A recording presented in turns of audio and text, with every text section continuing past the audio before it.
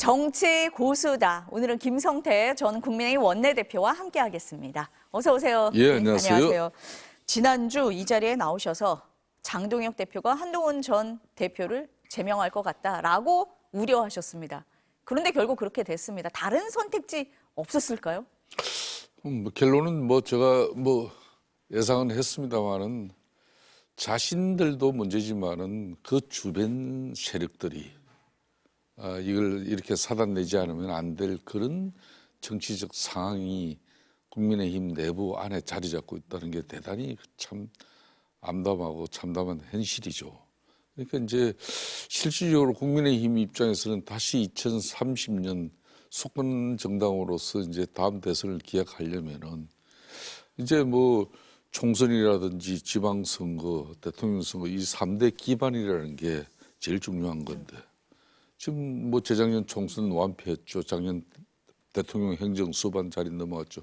마지막 이 지방 정치 그러니까 지방선거마저도 완패를 해버리면은 사실상 회복이 상당히 힘들어져요 앞으로.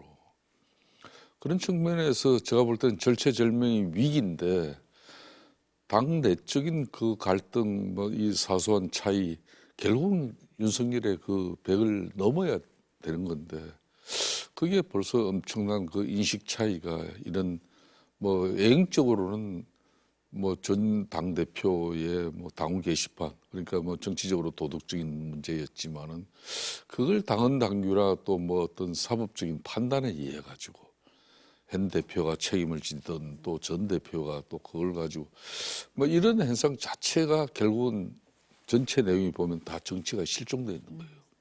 그렇기 때문에 이 위기가 지금 자초된 겁니다. 대표님은 계속 이 정치적으로 해결해야 된다 이런 말씀을 많이 하고 계신데 어제 의원총회에서도 그 장동혁 대표한테 의원들이 묻습니다. 한 전 대표 제명이 이게 맞느냐 이렇게 물으니까 이유를 설명해라 이렇게 요구를 하니까 수사로 풀자 이렇게 얘기를 해요. 경찰 수사를 통해서 잘잘못을 가려보자 이렇게 답변을 하거든요. 그러니까 예. 지금 와서 경찰 수사를 이야기한다는 어느 시절에 그 경찰이 그 수사를 신속하게 우리들 바람대로 이렇게 결정을 안 내줘요. 그렇지만 경찰 입장에서도 만일 이걸 수사로 판단해야 된다면 이거는 정당대 내부적인 문제이기 때문에 내부적으로 판단해달라. 그럴 공산이 대단히 크죠 이게.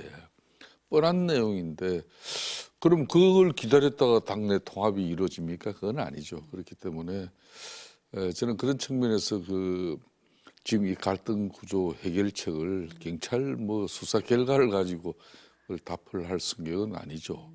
그러니까 이제 제명은 이루어졌지만은 아직 이제 정확하게 이제 6.3 지방선거까지 오늘부터 이제 120일 남았잖아요. 네.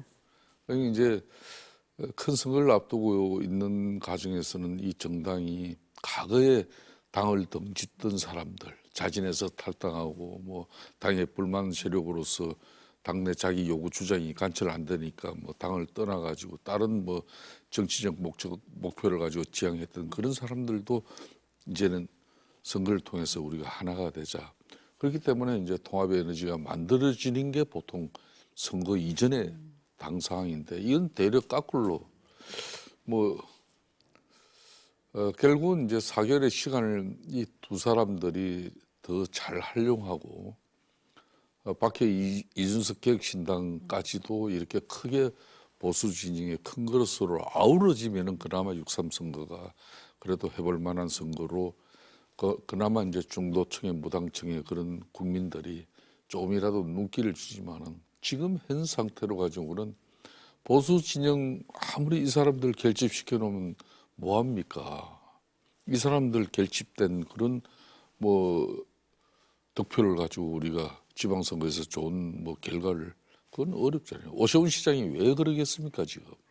어제도 그런 얘기를 했더라고요. 지금 대표님도 말씀하셨는데 오세훈 서울시장이 국회에 와서 장동혁 디스카운트가 이번 지방선거를 덮치지 않을까 염려된다. 지난번에는 장 대표 사퇴하라 굉장히 이렇게 직설적으로 말하기도 했거든요. 그 위기감입니까?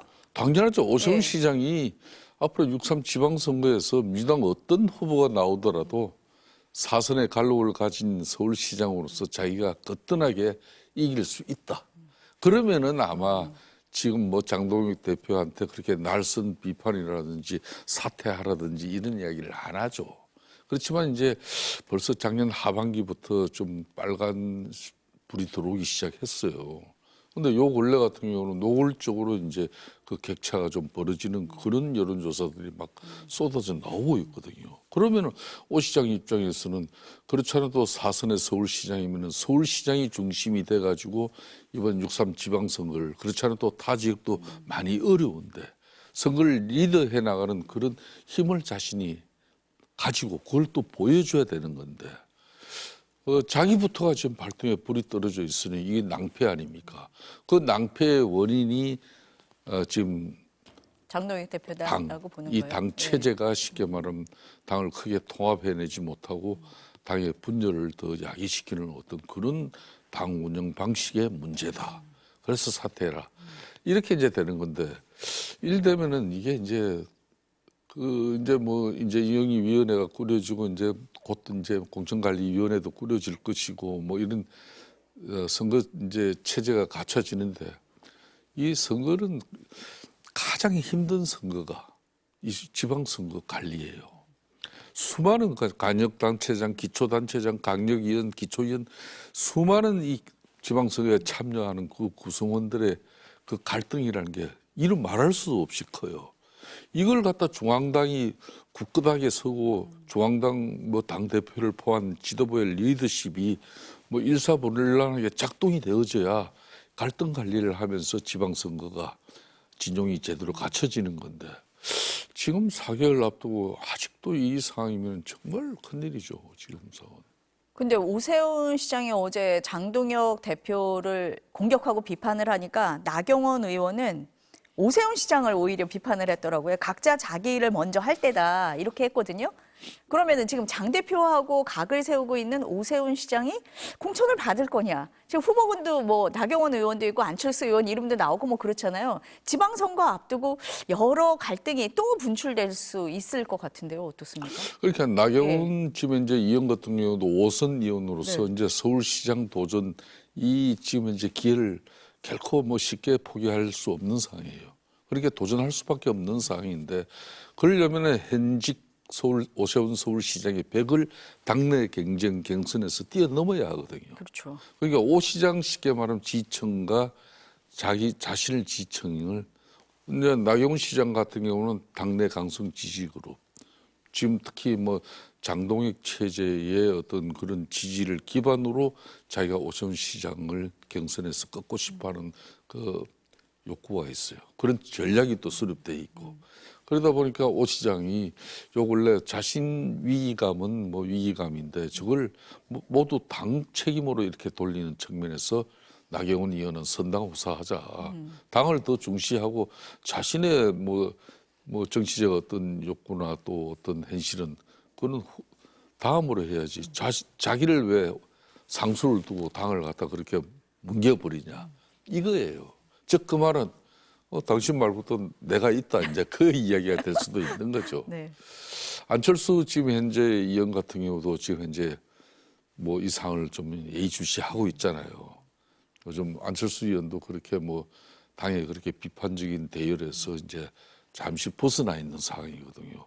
이거 역시 이제 쉽게 말하면 지방선거에 서울시장이든 뭐 어디든 자기가 뜻을 일정 부분 펼쳐볼 수 있는 그 길을 지금 염두에 두고 있다는 겁니다.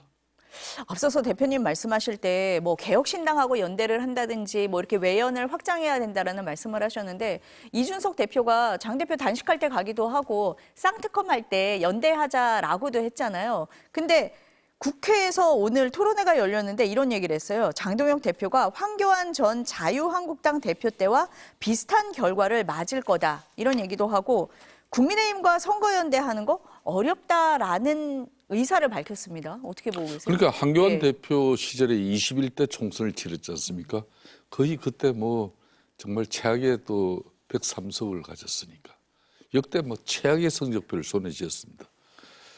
그렇기 때문에 지금 상황을 인수개혁신당 대표 입장에서는 보수가 지금 그만큼 4분 5일돼 있고 또 개혁신당은 우리도 이렇게 건재하고 있는데 나 지난번 대선에 나 8% 이상 받은 사람이야.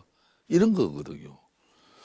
그렇다면은 지금 현재 보수를 통합하고 결집시켜도 지금 현재 민주당 후보에게 쉽지 않아요. 대략 민주당은 지금 현재 조국 혁신당까지 통합을 해서 원팀으로 선거를 치르자 그러는데 대략 그런 반면에 지금 현재 국민의힘은 대략 쪼개지고 있으니까 이준석 혁신당 입장에서는 오늘 아침 그 국민의힘 그러니까 좀 새신파, 네. 대안과 미래 그 의원들 앞에서 이제 저런 주장을 내는 건데 그게 개혁신당 입장에서도 지난번 이제 뭐 쌍특검 그러니까 공천 헌금 의혹이라든지 또 강선우 의원 뭐 이런 공천 자금뿐만 아니라 이제 통일교 이 특검까지 해가지고 쉽게 말하면 국정에 뭐 좀 중심을 갖다가 야당을 힘들게 또 함으로써 이 보수 진영의 그 그릇을 갖자 이제 그런 측면에서 나도 같이 힘을 합치겠다 그런 거거든요. 그런데 이제 장동욱 대표 단식이 이루어지고 막판에 이제 박근혜 이제 그런 엔딩, 박근혜 전 대통령의 엔딩 때문에 네.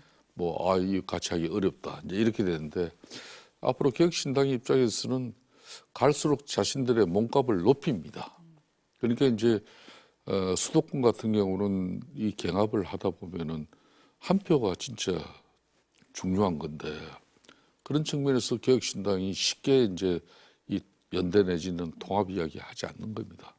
그러니까 결국은 국민의힘이 저렇게 지금 분열된 상태에서 앞으로 지방선거 관리를 하다 보면은 공천에서 뭐 불협화음이 날 수밖에 없는 것이고 그렇게 해서 탈락한 후보들이 갈 곳이 어딨냐.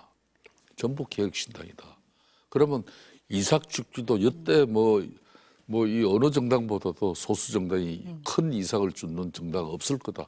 두고 봐라. 이게 아마 이준석 대표의 지금 현재 입장일 거예요. 그렇기 때문에 갈수록 이제 지금 현재 국민의힘 진영은 이걸 이제 윤석열 전 대통령과 전련하고 정말 12.3 비상계엄의 정치적 책임을 다하는 그런 당으로서 자정 노력을 통한 변화 쇄신 이렇게 해서 국민적 신뢰나 공감이 좀 확보된다 그러면 이준석 신당은 더 자기가 먼저 더 연대하자 그럴 거예요.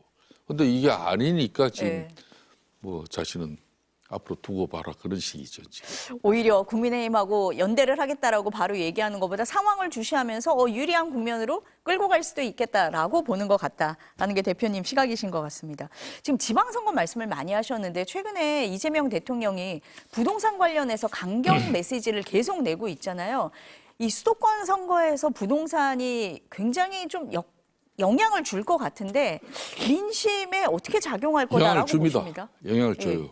지금 이제 코스피 5천이 이제 안착되고 난 이후에 이재명 대통령이 국정 운영 7개월 딱 지나고 보니까 자신감이 붙었어요, 이분이. 그러다 보니까 지금 이제 거침없이 이제 역대 대통령들 정권 차원에서 부동산 집값 안정화 대책 문재인 정권 같은 경우는 28번이나 냈거든요. 마지막에는 부동산 뭐 임대차 3법을 만들어 가지고 결국은 부동산 정책 잘못으로 정권 연장이 안 됐단 말입니다. 그걸 한번 봐라. 내가 이렇게 하는 거다. 이걸 이재명 대통령이 지금 보여주려고 해요.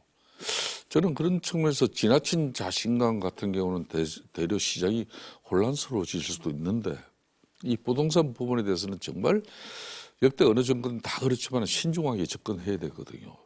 이게는 금융과 그 개인 자산 이게 같이 연동돼 가서 움직이는 거기 때문에 대단히 아무리 주식시장이 하락기를 만들었다고 해서도 부동산 시장의 그 매력을 갖다가 재료로 만들면서 일로 다 옮겨 이 쉽지는 않은 거거든요.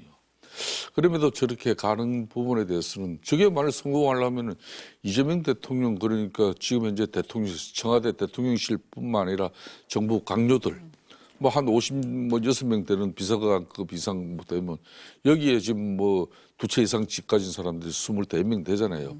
이 사람들부터 이제 일주일 단위로 몇 명이 그냥 집을 처분했다 이런 기사가 막 나와줘야 저 의지가 지금 SNS 상에 계속 하고 있는 저게 진정성으로 이제 느껴지는데 지금 야당이 보기에는 저게 지금 집 팔지 않으면 앞으로 뭐 봐라. 세금 폭탄인데 당신들 어떻게 그거 유지할 수 있는지 이런 거의 뭐 한마디로 제가 볼 때는 상당히 이거는 긴장감 내지는 그 집 가진 사람들한테 불안해서 잠을 못 잘 정도로 공포심을 지금 심어주고 있는 거예요.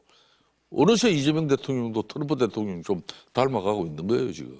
SNS를 통해서 메시지를 내고 있는 점을 말씀을 하시는 것 같은데 아, 그래요? 어떻게 보고 계세요? 그러니까 이제 예. 그런 측면에서 이제 물론 이걸 뭐 집을 이제 뭐 지금까지는 세금을 통해서 세제를 통해서 이렇게 이걸 수요를 갖다가 이렇게 억누르는 방식이었다면은 그것 플러스 이제 공급도 이제 제대로 네. 하겠다. 그래서 며칠 전에 6만 원 공급 대책도 나오는데 여기 보면은 뭐 계속 뭐 용산 그 촬영 기지 있죠. 태릉 골프장이 있죠. 태릉 골프장 누가 반대해서 안 했냐. 그 2만 원 건설 계획을 원식 지금 국회의장하고 지금 환경부 장관하고 있는 김성한 저 장관 이런 분들이 놓은 지역구예요. 반대해가지고 결론 못 된 거예요. 그럼 이재명 대통령이 저분들 다 설득 이해가 끝난 건지 난 그런 게 쉽지 않은 거거든요. 그런 측면에서 대통령께서 의지는 집값을 잡겠다는 의지는 분명히 참 강하고 저렇게 뭐 본인이 직접 팔고도 붙여 나오는 거 이게 이제 이런 게 있어요. SNS는 활발히 하지만 정책은 남발하지 않겠다는 거거든. 문재인 정권 그 가오를 밟죠. 그런데 상당히 뭐 영리하게 지금 뭐 풀어는 나가는데 이건 너무 거칠고 좀 위협적이에요.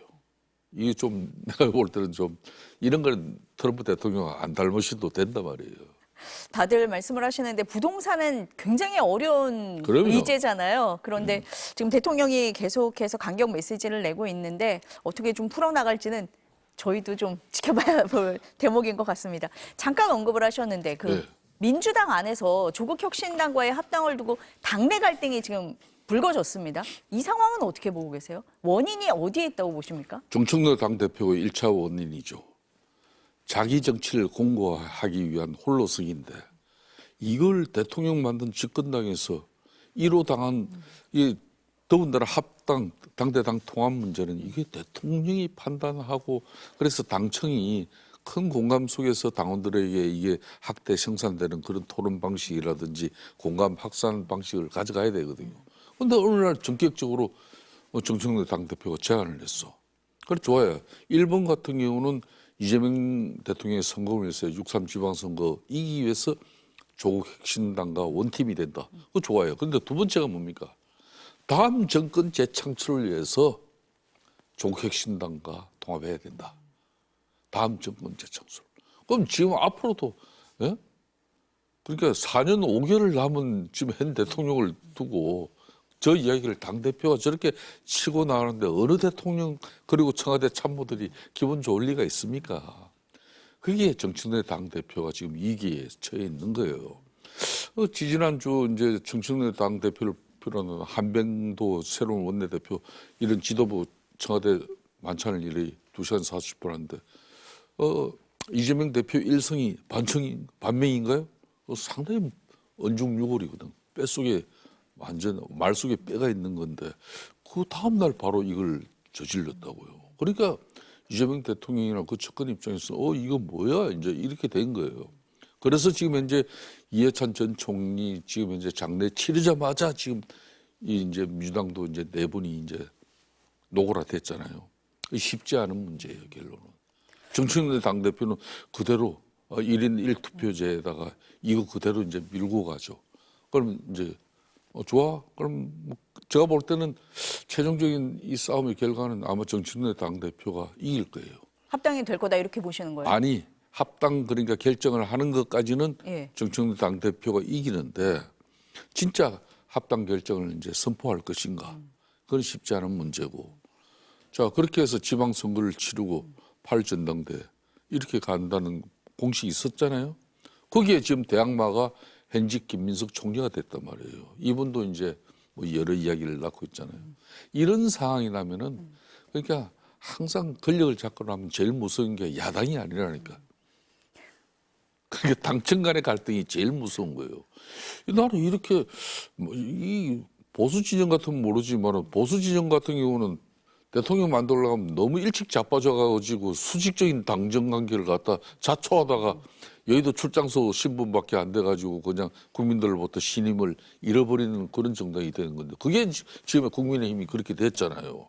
근데 여기는 너무 수평적인 당청 관계를 통해서 대려 8개월 가까이 되지만 7개월 넘지만은 이재명 대통령의 어떤 국정 운영이 국민들에게 돋보이기보다는 정청래 당대표 중심의 당의 변화, 뭐 당원 주권주의, 뭐 이렇게 검찰개혁, 지금 사법개혁까지 모두 이러니까 지금 심각한 상황으로 가는 거죠. 대표님은 그러니까 이게 전국 주도권을 가져오기 위한 다툼이다 이렇게 분석을 하셨는 거네요. 그러니까 네. 이제 뭐 이현주 의원이 그 정확한 이야기한 겁니다. 주류 교체. 거기에 권력 제2는 이제 정청래 당대표고 다음 조국 이런 건데 서로 역할 분담이 이루어지는 상황으로 가려면은 뭐 그래서 저게 본질적으로 참 제가 볼 때는 상당히 위험하게 가고 있어요 지금. 김민석 총리가 아직까지 뭐 당대표 출마한다는 얘기는 안 했는데요. 아니 이 사람은 지켜보도록 연불보다 하시죠. 제밥에 가 있어요. 상황을 좀 지켜보도록 그렇게 하겠습니다. 하시죠. 네, 예. 오늘 말씀 여기까지 듣겠습니다. 감사합니다. 예, 감사합니다.